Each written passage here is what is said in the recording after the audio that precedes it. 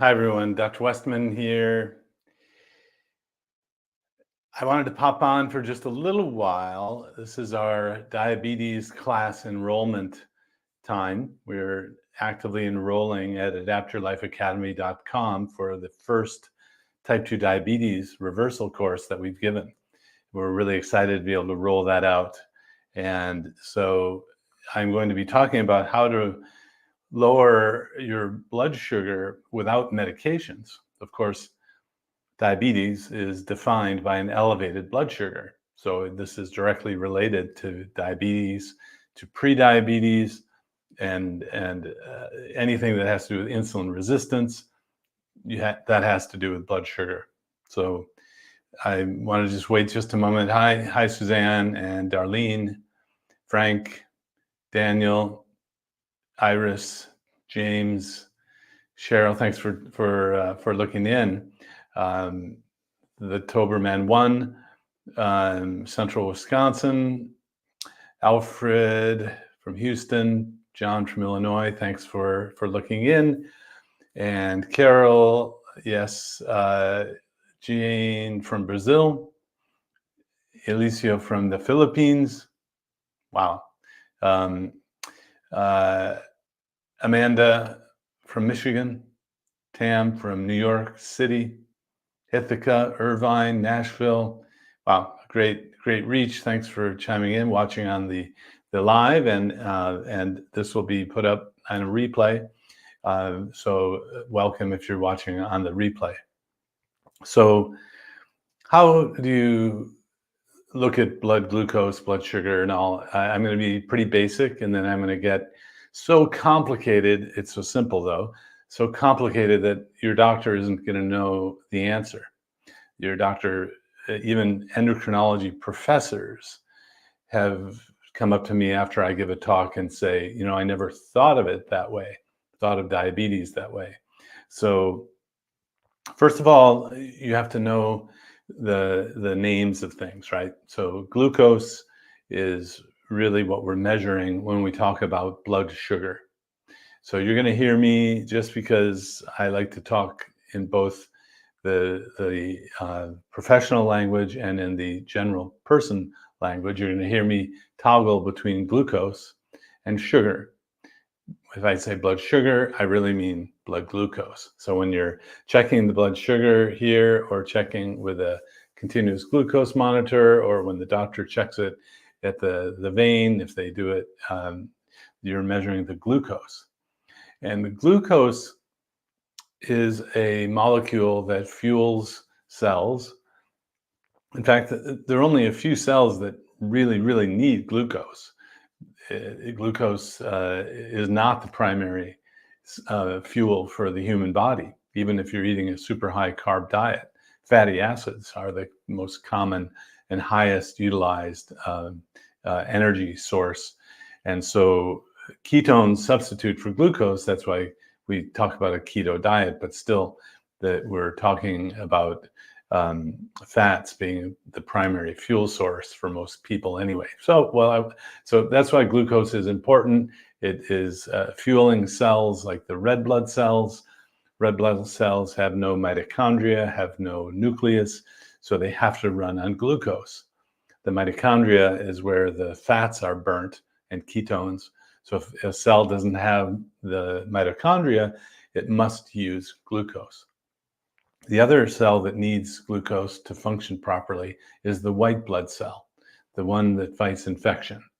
And it's no surprise, if you have an infection, the blood glucose will go up, because the glucose is helping the cells fight the infection.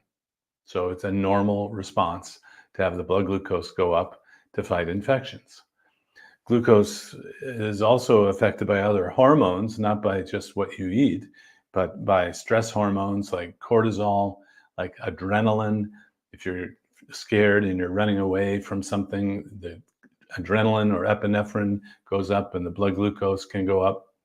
First thing in the morning, dawn phenomenon, is a hormonal response. The glucose goes up in response to the cortisol and growth hormone rise in the morning to get you prepared for going from lying down to getting up and around. a very small elevation in blood sugar in the morning, called the dawn phenomenon, is really nothing to be concerned about. If you want to look at the entire day, the A1C is a reflection of that if you're worried about that dawn phenomenon thing. But so the glucose will go up and down depending on lots of different things.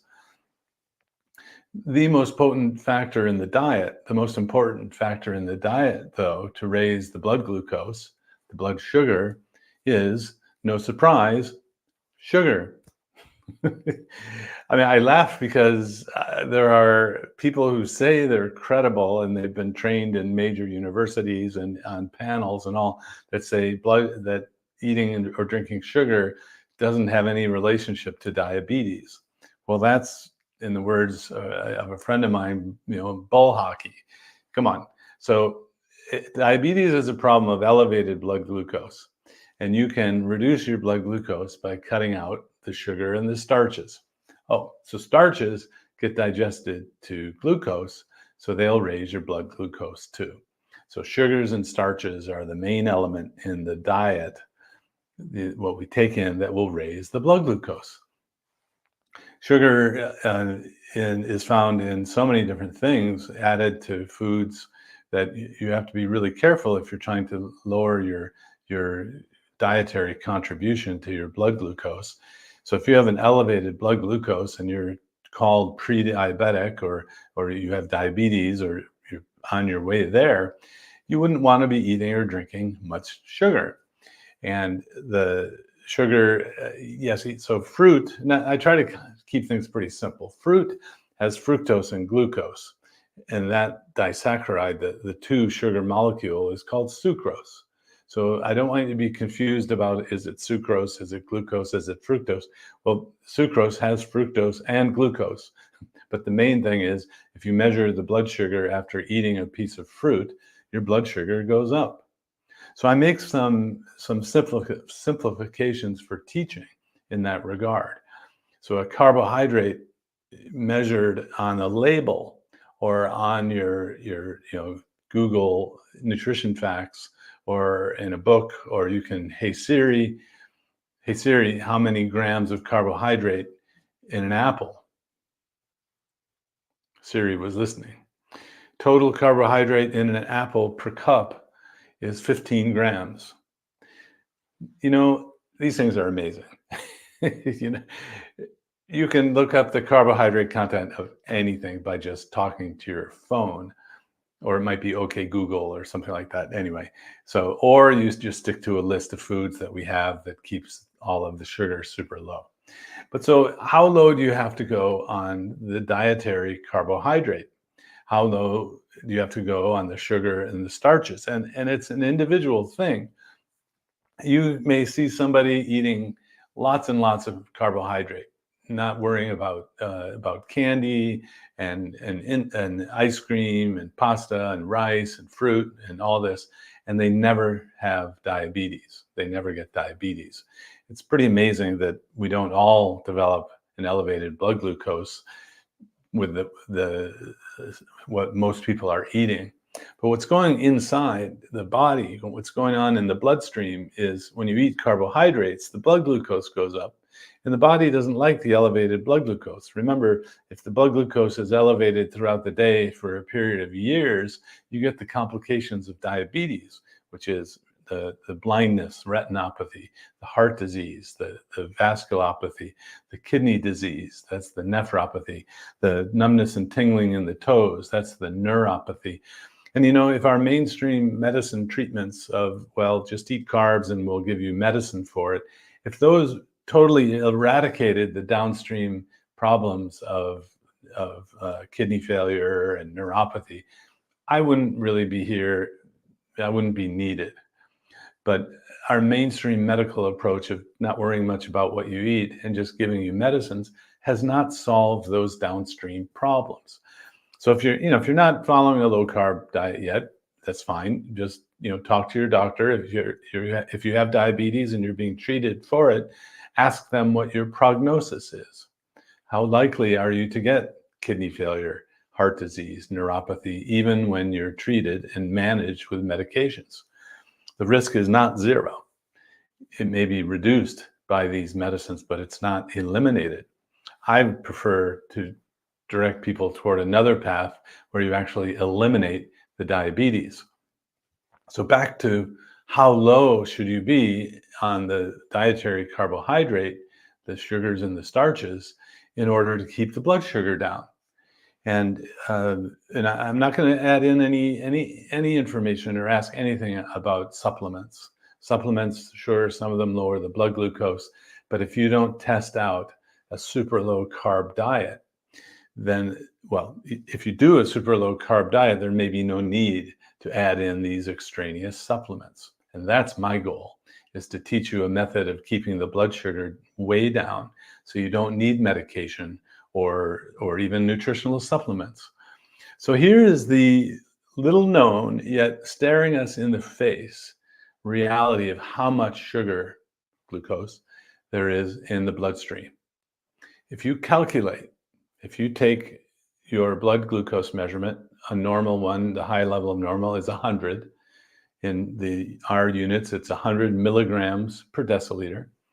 And you multiply out milligrams per grams, deciliters per liter, and you are now given the information that there are 5 liters of blood in the human bloodstream. That's for an adult. In a child, it's much lower. You calculate all this out. There's 5 grams of glucose in the entire human bloodstream at any given moment. 5 grams. That's a teaspoon of sugar, not even a heaping teaspoon. It's a teaspoon of sugar in the entire blood. So this is the system that we're dealing with when it comes to diabetes. If the blood sugar goes up, if the total content is more than 5 grams, insulin is sent out to lower the blood glucose by putting the glucose into the cells. Turns off the fat burning and turns any extra sugar into fat, sends out to the fat cells. So we're dealing with a very, how should I say, fragile or sensitive system, only 5 grams in the entire bloodstream. Now you might say, well, what does that mean in reality? Well, remember that apple? A medium-sized apple has 15 grams of carbohydrate. So if you eat an apple all at once, and it gets absorbed all at once, or it might take a half hour, you're putting 3 times as much glucose into your body. Well, let's just say carbs and sugar, because it's technically half, because it's fructose and glucose. Anyway, I don't want you to get overly concerned about the details. Let's say you're putting in twice as much sugar as in your body bloodstream at that moment. So it's no surprise if you don't have insulin going up immediately, or you have insulin resistance, which goes along with type 2 diabetes, your blood sugar after 1 apple is going to go up. It might even go from 100 to 150. Just 1 apple. And I heard someone, I hope you watch my YouTube channel, it's Adapt Your Life or Dr. Eric Westman YouTube, because recently there was a doctor who was shocked that you wouldn't tell people to have an apple a day because it keeps the doctor away. And if you're trying to reverse type 2 diabetes by using a low carb diet, you don't want to have an apple, because that can double your blood sugar. Now, what I do is I line up all of the foods, and what I do is I just focus on the foods that have very little sugar in it. Tell people to eat foods that have no carbs at all. Remember, carbs is the simplification, and it's total carbs, not net. We're not subtracting out fiber and sugar alcohols. The strict prescription strength diabetes reversal kind of low carb keto diet uses total carbs, not net. So 20 total carbs for the day or less is where you want to be. And then you're not going to get that blood glucose elevation, the insulin elevation. And insulin is the fattening hormone. It turns off the fat burning, turns sugar into fat in the liver. Thus, you get fatty liver from eating an apple, from carbs. And in my simple system that we've used, that we've studied and published and now taught people thousands of times over the internet, is one where we give the foods that are really low in carbs, and you choose from those foods. So you don't even have to be asking Siri how much how much carb is in the food. We make it simple for you to stick to the foods that don't have the carbs. So you might say, well, I don't know about these other foods. Well, for example, a lot of people come in thinking that fruit is great, it's healthy. It's not healthy in the context of a low carb diet when you're trying to reverse diabetes. So that's the compromise of, well, under other conditions, these foods can be healthy, sure, but it's not going to help you lower the blood glucose and insulin. And if you're trying to do that by diet alone, apple has roughly 15 to 20 carbs, a banana 30 carbs.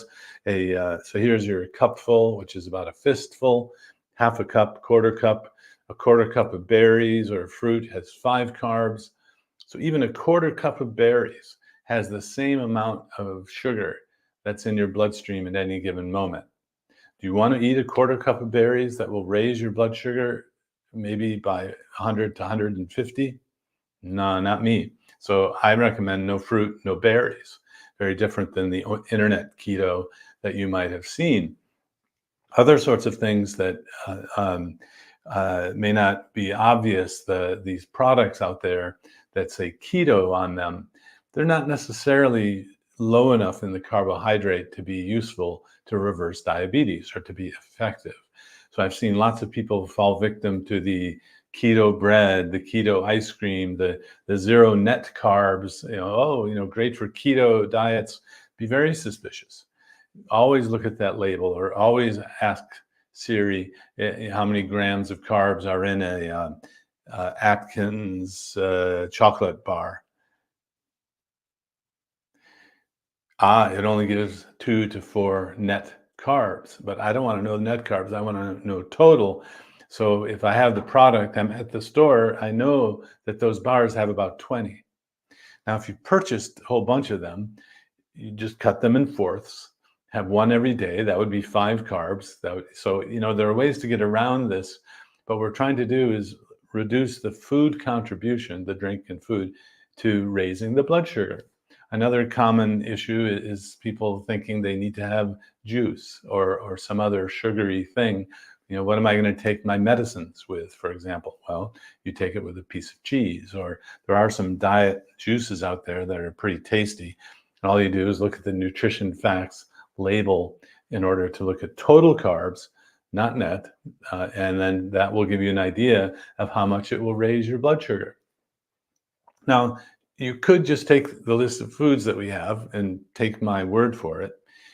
There are a lot of people who politely listen to me and then they go out and get their own glucose monitor. There are ways to measure your own blood glucose. The one that's out there that measures the glucose and the ketones that I think is a good product is called the Keto Mojo. But I don't make people, or I don't even recommend that people go out and measure, but people do. And because if you just stay to the list of foods, the blood sugar is not going to go up from that food. The other way to monitor today, a lot of people use a continuous glucose monitor. These are little disc-like things that go on your arm. It's painless to put one on. I wore one for a while, and it gives you every 5 minutes a reading of your sugar. Well, it's not exactly the blood sugar, but it's really close.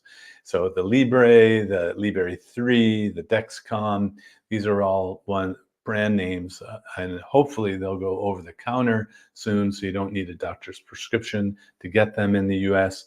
It's a game changer for a lot of people, especially if you're, you got to show me, you can't trust what people say. You get one of these and you'll see that after you eat carbs, blood sugar goes up, and it doesn't take many carbs.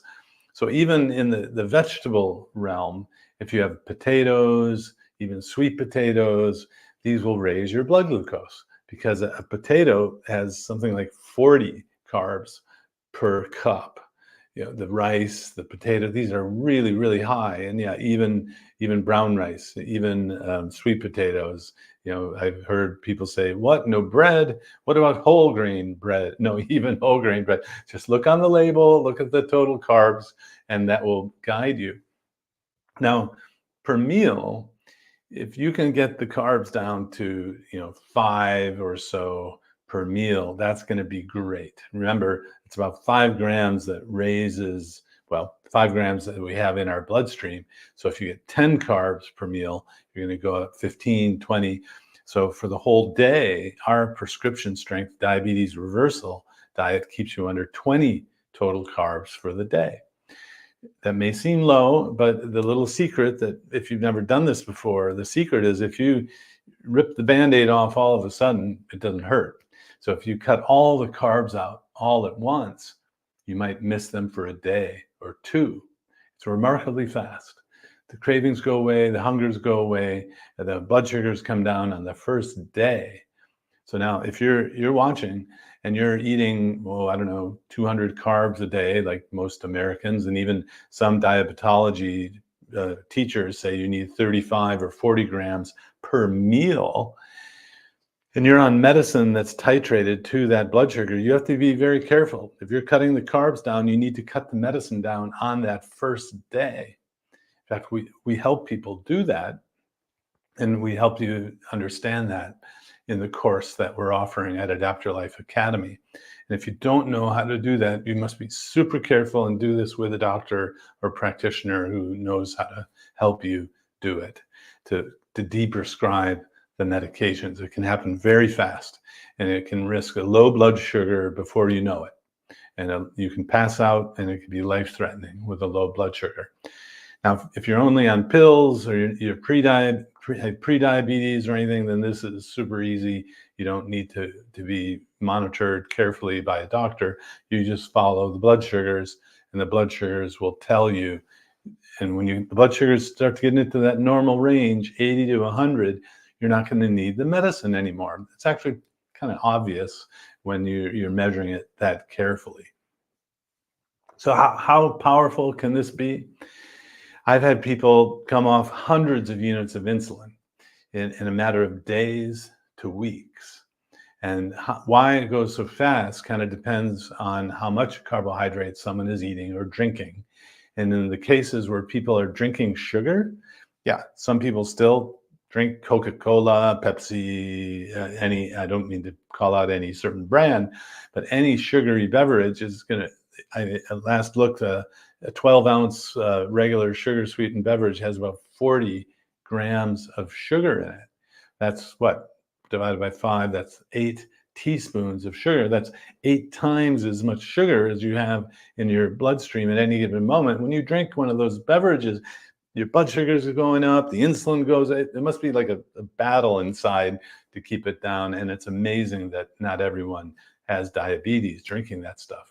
To me, it just shows the wonder and the flexibility of the human body. You know, if you drink those things and you're healthy, it doesn't apply to you. But if you are getting pre-diabetes and diabetes, and I don't think you should drink sugar in any way. And if you're in the southern United States, that means tea, no tea, which in the southern United States means sweet tea. You had to learn that quickly when you moved from the north to the south. So no sweet tea. Fortunately, there are flavored teas that match that flavor of sweet tea pretty well. And so I use that a lot to help people off the carbs, the sugars, to use substitutions like the alternative sweeteners to sugar. They're very helpful because they don't raise the blood sugar. They don't get that same effect. Now, so cutting the food and drink contribution to the blood sugar is extremely powerful. And you can have blood sugars that are abnormal go into the normal range just by doing that. On the other hand, if you have a lot of abdominal obesity, which leads to insulin resistance, even when you cut all of the blood sugars down or cut the contribution of the food and drink down, you might still have elevated blood sugars. And that's because insulin resistance makes the insulin not work as well as it should, even when you're not eating carbohydrates. So in one case recently, it took 8 weeks for this person to have normalization of the blood sugars, even when not eating carbohydrates. Another person recently, it took 1 week for all of the blood sugars to normalize after not eating carbohydrates, because the weight, the abdominal obesity, insulin resistance contribution to the elevated blood sugar was relatively mild. I've had some people who it takes a year for the blood sugars to normalize, even when you're eating a low carb diet, because the contribution of the obesity was making the blood sugar go up. So if you have a 100-pound weight loss journey and have diabetes, it might take 50 or 100 pounds of weight loss to get that insulin resistance resolved. Now, just as kind of a warning, there is a clash of paradigms here, and I've treated people who are on low carb diets. They're not perfectly controlled. Let's say the blood sugar is in the hundreds, or 6 to 8 in millimole in the 100 to 200 range. And you might end up going back to your old or the old paradigm doctor, and they'll say, well, your blood sugars aren't normal. You need to go on medicines. So there's a period of time where if you go back to the old paradigm, you're put on medicine again, you might be put on insulin again, and then you start gaining weight again, and that you're going to have diabetes forever now, because the insulin doesn't reverse it. It makes it, it actually just causes more insulin resistance. So there's a period of time where you really have to focus on this approach, be patient, talk to the practitioner that's helping you. Don't get sucked back into the, well, in this case, I was thinking of the blood sugars were better than before, but the doctor that they went to didn't remember. So you have to advocate and say, well, look, doctor, when you had me on twice the amount of insulin, my blood sugars were twice as high, even on more insulin. And I was gaining weight. At least now I've lost 50 pounds. My blood sugars are better, even though it's not perfect yet. You may have to remind the doctor that it's much better than it was before, because there's this kind of false expectation of perfection among the doctors today, well, anyone today. And so as you're reducing and reversing type 2 diabetes, if it doesn't automatically reverse with the diet and lifestyle food change, it may take more weight loss to get that normalization. So here's a little quiz. How many carbs in the bloodstream? How many grams of glucose? 5. How many grams of glucose in a teaspoon of sugar? 5. How many grams in a quarter cup of fruit? 5. Fruit or berries. How many grams in a light beer? 5. Yeah, so actually you can have any of these things if you only have that much for the day, to stay under 20 for the day.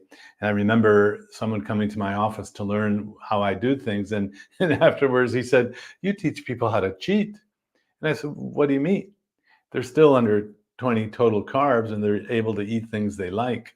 So some of these products that have yogurt and little pieces of fruit at the bottom are fine, because the fruit is the amount is very, very low. It might have 2 grams of carbohydrate, and that's not going to impact the blood sugar much. Remember, there's only 5 carbs, 5 grams. Now, as a test, this would be pretty.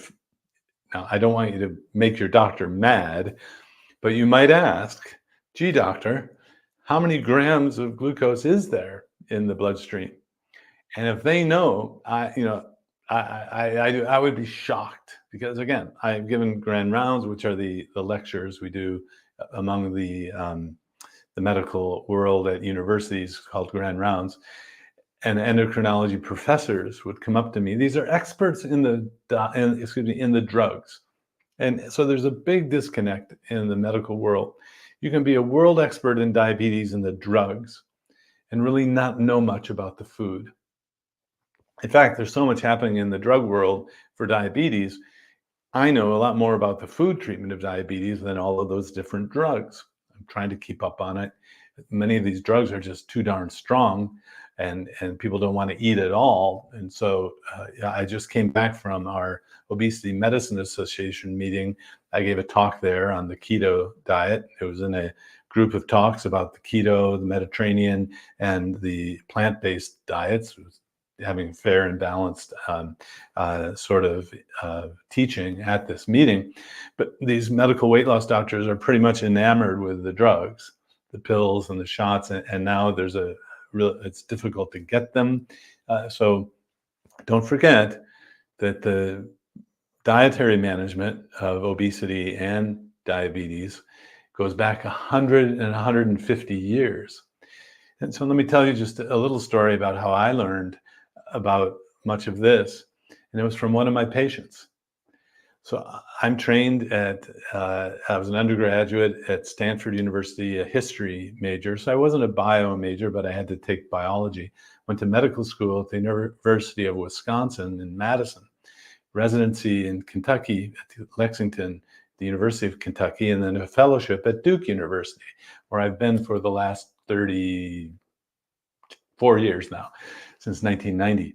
And so in my ambulatory care practice at the VA, I worked with the Durham VA for 10 years. I like the VA as a model, generally. One of my patients came in and said, Dr. Westman, I know you're kind of a history buff.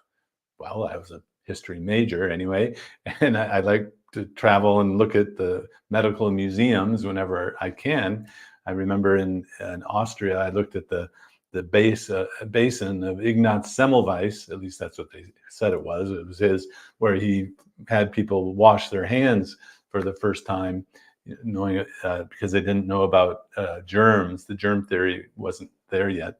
So anyway, this patient came in. I thought this might be helpful. I'm a used bookstore owner over in a neighboring town, not in Durham.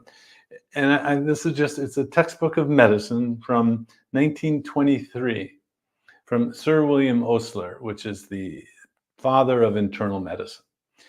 So I'm in my first study on the low carb, it was called Atkins at the time. And there was someone actually complaining that we were studying the Atkins diet to the director of the hospital. So I was getting a little flack where I really didn't know what I was getting into. Doctors don't have training in this generally. And I thought, well, 2 of my patients lost weight with an Atkins diet. Let me study it. That's what I learned from many different doctors, including Dr. Atkins, how to implement it.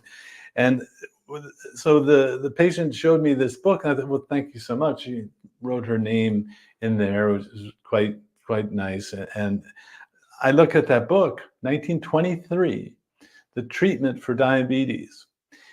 So this is 1999. I'm in the middle of a study telling people not to eat carbohydrate, getting grief from, it turns out, a dietitian and a plant-based director of a hospital, like spiritually and religiously, not scientifically. Then in there, the treatment for diabetes in 1923 was 10 grams of carbohydrate. And it lists the strict diet is meat, poultry, fish, gelatin, butter. It was one of these moments that I'm getting flack about a diet that I'm studying when it was what all the doctors used 80 years before, or 70. Well, actually, I was able to handle the first edition of the Osler textbook of medicine, which at the time was at McGill University at the Osler Library in Montreal. They bring the book out and you put gloves on and you handle the book, and they watch over you so that you're not, ruining the edition. Remember those things called libraries? I still love them, and old books. But so the, kind of the coincidence of that, of being reminded by one of my patients, without her really knowing, because I looked up what did doctors use in 1923 to treat diabetes and obesity, and it was the study that I was doing. So at least it gave me some reassurance that it wasn't so crazy as everyone said it was. And I learned about the 5 grams of sugar in the blood from a doctor who was blogging at the time. You may remember the book Protein Power. Mike and Mary Dan Eads were general practitioners family practitioners in the Midwest, and they used low carb diets and had Protein Power, and now they're friends, and they've done a course for us at the Adapt Your Life Academy. But they wrote for where I saw it the first time, Mike Eads was writing in his blog that there's only 5 grams in the blood. So I wrote a paper on that just a couple of years ago, got it published, and then I found later that there was another scientist who wrote a similar article basically saying there was 4 grams of sugar in the bloodstream. So 4 or 5. Yeah, it depends, also on how big the person is. You can actually get a calculator to see how much blood there is in a baby. There's much less blood. And so there's going to be much less glucose in a baby or a child. So it's even worse if you pour in all of this carb into a smaller human. It's going to have a higher effect on the blood sugar. And so I have this kind of recurring thing that I'd like to listen to people, including my patients. And I've learned not only about low carb diets, I've learned about the treatment of diabetes. I've learned about the management of the issues that come up. And I learned from other doctors who actually worked all this out. And my role, in my group role at Duke, was really just to formalize it into clinical research and publish papers on using a low carb diet for various illnesses. Recently, the paper we did on irritable bowel syndrome, diarrhea predominant, published in 2009, was recapitulated into a randomized trial and published this year, 2024. So 15 years later, after our paper, it was redone in a better, more certain way, but it takes a lot of money to do these studies. Dr. Atkins wrote in his book in the 1980s that he could fix irritable bowel syndrome, diarrhea predominant, but no one would believe that. I didn't believe it either until we started using it and then writing papers and publishing on it. And the difference between our studies and the other low carb research studies is that we actually went to doctors and asked them what they were doing. I'm a son of a doctor. I saw him, my father had a wonderful clinic at a university, and over the years he learned so much and retired, and the clinic couldn't really be replicated. But so I guess I valued that a clinical doctor through a lifetime of experience could learn things, whether there were publications or not. And the main basic fundamental biology of there being 5 grams of sugar in the bloodstream is lost in the teaching of dietitians, of doctors, of DOs. So this is something I'm afraid you're now the smartest person in the clinic if you go in knowing this. But again, don't take my word for it. Check your blood sugar. If you can't, don't believe me. Which is a funny story. I never really had checked my own blood sugars or ketones. Don't really follow them, but there are a couple of young doctors in my area where the doctors themselves have been wearing glucose monitors for years through residency and training, and they've learned that they don't eat many carbohydrates, but if they go for a walk after they eat, they might be able to have some dessert and the blood sugar won't go up because they go for a walk. It's like they're recapitulating all the old sort of lore that we used to say, So I thought, well, gosh, if they're wearing the glucose monitors all the time, I think maybe I should. And so I went out and got a glucose monitor. If you don't have diabetes, it might be $50 for 2 weeks or $100 for a month. If you pay for it yourself at the pharmacy, you still need a doctor's order, although the word on the street is that it will go over the counter, so you don't need a doctor's order pretty soon. But so my blood sugars at the beginning of the month were 80s and 90s, like I was following the list of foods that I follow.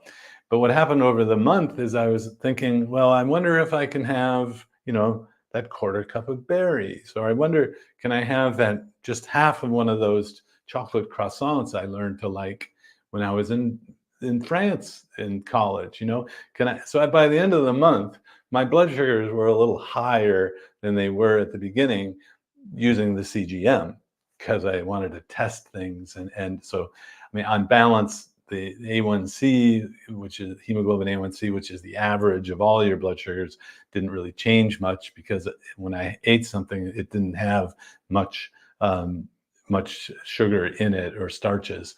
So anyway, be careful if you're testing all the limits all the time. Just don't eat the carbs, especially when you're trying to reverse diabetes. If you have a lot of weight to lose, you have a long weight journey, it's best to just get all of them out and to not have the cravings, like taking the band-aid off. The hunger and cravings are gone really fast, just in a day or two, maybe a week for some people, but it's really a quick resolution. And you won't believe it if you haven't tried it. I mean, that's okay. Nobody has taught you about the 5 grams of glucose in the sugar until now. And no one has taught you perhaps that it's the carbs that make you hungry. And you wouldn't know that until you cut all the carbs out, because just a little bit of carbohydrate can make you hungry.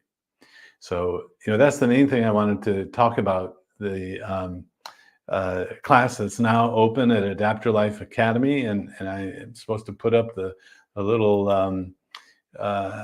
thing at the bottom here to show you where you can go to learn more about the class. It's open for enrollment now. We teach just what you need to know about blood sugar and insulin, and give you the list of foods. And even for those who are on medications, I decided to have a section to help you understand the medicines and to work with your doctor to deprescribe them, because often that happens really fast. So we're really excited about bringing this type 2 diabetes course out. At the Adapt Your Life Academy, we've taught about the keto diet just by itself for obesity treatment and other diseases. This is our first class that has to do specifically with type 2 diabetes. In fact, there's another class that had addressed type 1 diabetes. That's not this one. This is the type 2 diabetes class. And as you see, I try to make things as simple as possible, but it has to be effective. And the major little secret that you now know is the key to effectiveness for controlling the blood glucose without medication is to understand that there's only 5 carbs, 5 grams of sugar total, not net, in the human bloodstream at any given moment. So you want to eat accordingly low compared to that 5 grams.